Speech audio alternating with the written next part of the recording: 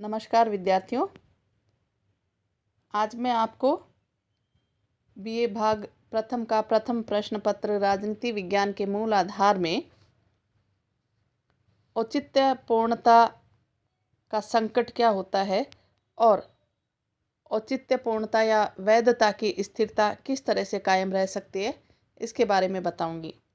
गत व्याख्यान में हमने वैधता का अर्थ, उसकी व्याख्या, उसकी विशेषताओं के बारे में पढ़ा था।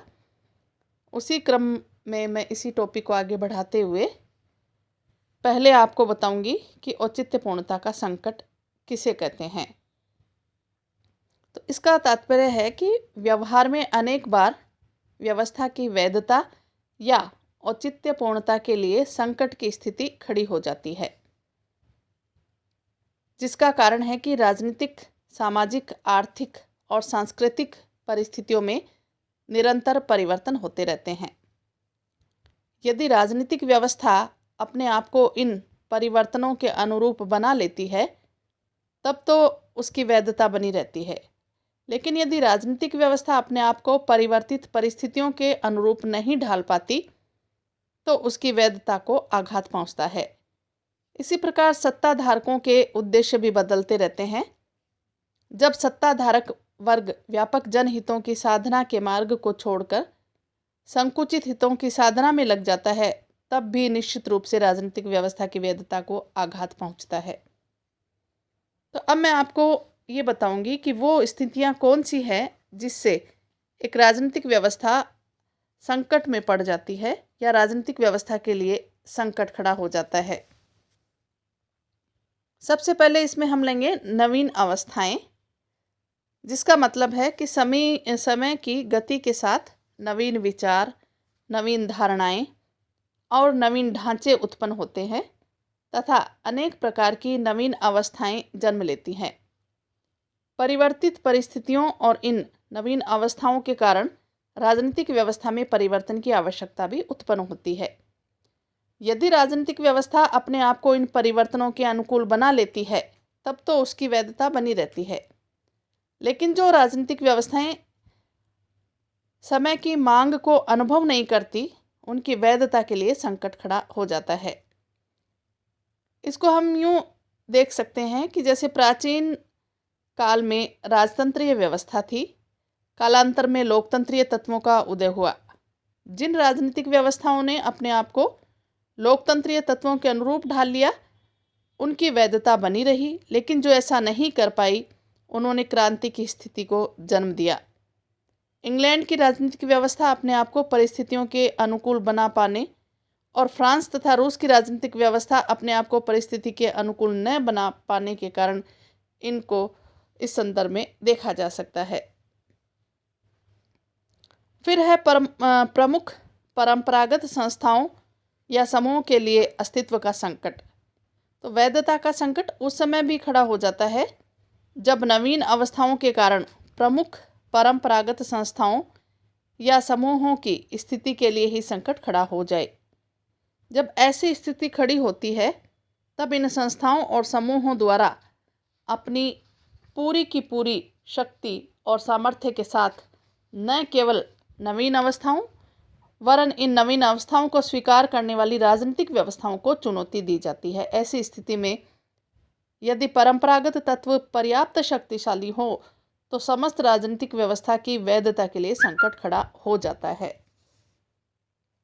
इसी तरह जैसे हम देख सकते हैं, नवीन समूहों के राजनीति में प्रवेश करने से उत्पन्न समस्या या संकट, क्योंकि समय के साथ साथ समाज में नवीन प्रकार के समूह, संगठन सभी अस्तित्व में आते हैं और इन समूहों की इच्छा और आकांक्षा देश की राजनीतिक व्यवस्था में प्रभावशाली रूप से भाग लेने की रहती है। यदि वे ऐसा कर पाते हैं और राजनीतिक व्यवस्था के साथ जुड़ा हुआ पुराना वर्ग इसमें कोई बड़ी बाधा खड़ी नहीं करता, तब तो इन वर्गों के प्रवेश से राजनीतिक व्यवस्था की वैधता में वृद्धि होती है। अन्यथा राजनीतिक व्यवस्था की वैधता को आघात पहुंच सकता है। मजदूर संघ ऐसे ही नवीन वर्ग है जिन्हें राजनीतिक व्यवस्था में उचित भूमिका सौंपी जानी चाहिए। इसी तरह व्यवस्था के प्रति अत्यधिक आशाएं और आकांक्षाएं भी राजनीतिक व्यवस्था के लिए संकट खड़ा कर देती हैं। जब परिवर्तित परिस्थितियों के कारण नवीन राजनीतिक व्यवस्थाएं या संस्थाएं अस्तित्व में आती है, तब अनेक बार सामान्य जन उस व्यवस्था से बहुत अधिक आशाएं और आकांक्षाएं रखने लगते हैं। जब राजनीतिक व्यवस्था जन सामान्य की इन आशाओं और आकांक्षाओं को पूरा नहीं कर पाती, तब उसकी वैधता के लिए संकट खड़ा हो जाता है। इसी तरह से जैसे प्रभावदायकता का अभाव, राजनीतिक व्यवस्था की वैधता के लिए सबसे बड़ा संकट उस समय उत्पन्न होता है जब राजनीतिज्ञ अपनी प्रभावदायकता को खो दे या उनकी प्रभावदायकता में भारी कमी आ जाए। इसका तात्पर्य है कि राज्य का कार्य अपने नागरिकों की रक्षा तथा हित में वृद्धि करना और दुष्टों का दमन करना होता है, और यदि राजनीतिक व्यवस्था यह कार्य नहीं कर पाती है तो उसकी वैधता का दावा मात्र कागजी बनकर रह जाता है। तो वैधता के लिए बहुत बार संकट उत्पन्न हो सकता है और उसके लिए बहुत सारी परिस्थितियां जिम्मेदार हैं। राजनीतिक व्यवस्था और परिस्थितियों में, यानी परिवर्तित परिस्थितियों में हमेशा एक सामंजस्य बना रहे, वो ज़्यादा सही है। और इसके लिए वैधता के लिए या वैधता को किस प्रकार स्थिर किया जा सकता है, प्राप्त किया जा सकता है, इसके भी कई उपाय हम देख सकते हैं। जैसे मैंने अभी बताया आप लोगों को कि बदलती हुई परिस्थितियों के अनुसार यदि राजनीतिक व्यवस्था अपने आप को ढाल ले तो नवीन परिस्थितियों के अनुसार राजनीतिक व्यवस्था में परिवर्तन। किसी भी राजनीतिक व्यवस्था के लिए वैधता की स्थिति तभी बनी रह सकती है जब राजनीतिक व्यवस्था सामाजिक, आर्थिक और राजनीतिक क्षेत्र की बदलती हुई परिस्थितियों के अनुरूप अपने आप को ढालने में सफल रहे।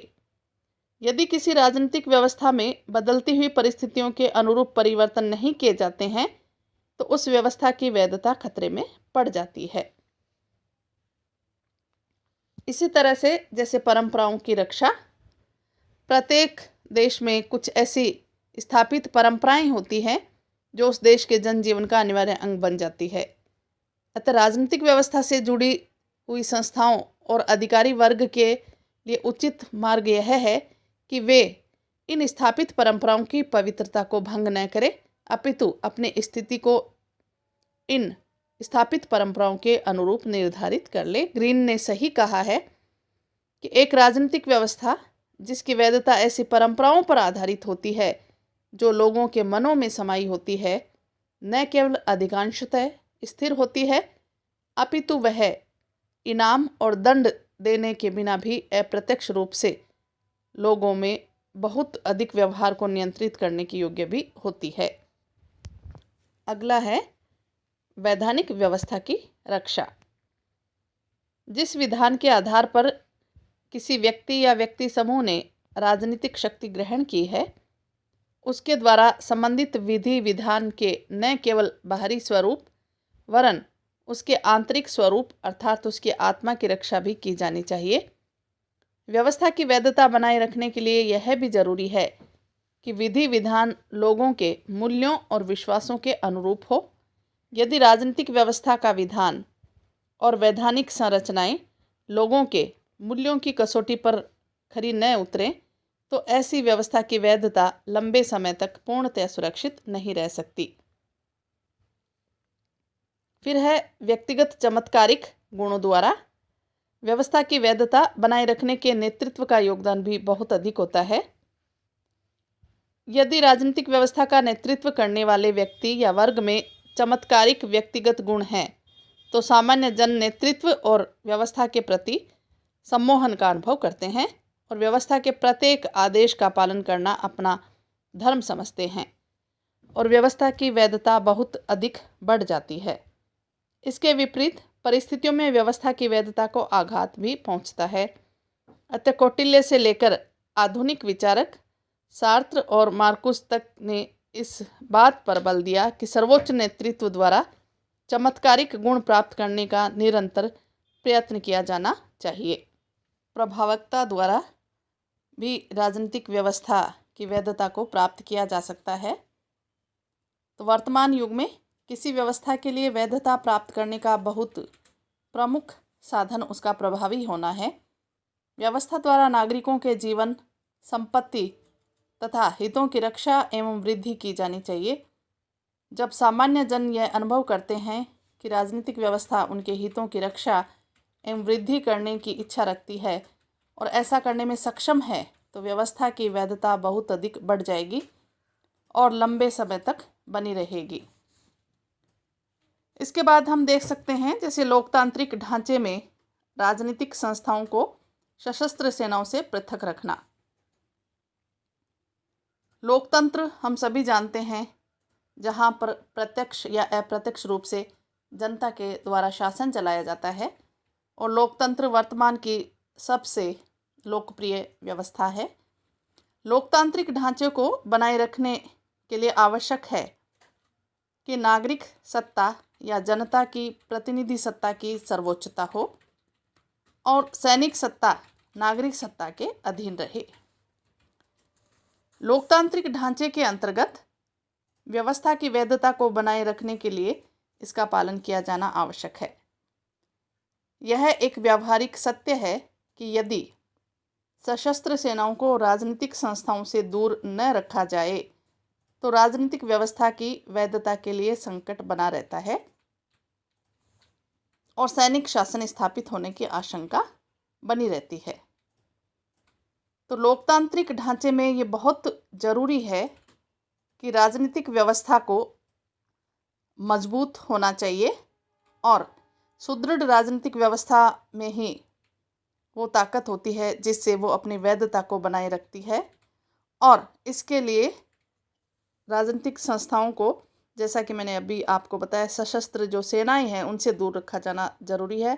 अन्यथा कभी भी वो सशस्त्र सेना राजनीतिक व्यवस्था के लिए संकट उत्पन्न कर देती है, यानी सत्ता में बदलाव कर देती है या किसी न किसी तरीके से वो सत्ता हथियाने का प्रयास भी करती है। तो इससे स्पष्ट है कि किसी भी राजनीतिक व्यवस्था की वैधता और स्थिरता इस बात पर निर्भर है कि व्यवस्था नवीन परिस्थितियों के अनुसार बदलती है या नहीं। इसके अतिरिक्त वैधानिक व्यवस्था और नेतृत्व वर्ग के व्यक्तिगत चमत्कारी गुणों के द्वारा भी राजनीतिक व्यवस्था की वैधता प्राप्त की जा सकती है। वर्तमान युग में राजनीतिक व्यवस्था की वैधता प्राप्त करने और स्थिर बनाए रखने के लिए प्रभावकता का साधन सर्वोत्तम है। व्यवस्था प्रभावी हो, सुदृढ़ हो और मजबूत हो, और सबसे बड़ी बात है बदलती हुई सामाजिक परिस्थितियां या समस्त परिस्थितियों के अनुसार अपने आप को मजबूत खड़ा रखे और अपने में एक सकारात्मक बदलाव भी कर ले और अगली परिस्थितियों को अपने अनुकूल कर ले, तो किसी भी राजनीतिक व्यवस्था की वैधता के लिए संकट खड़ा नहीं होगा। धन्यवाद।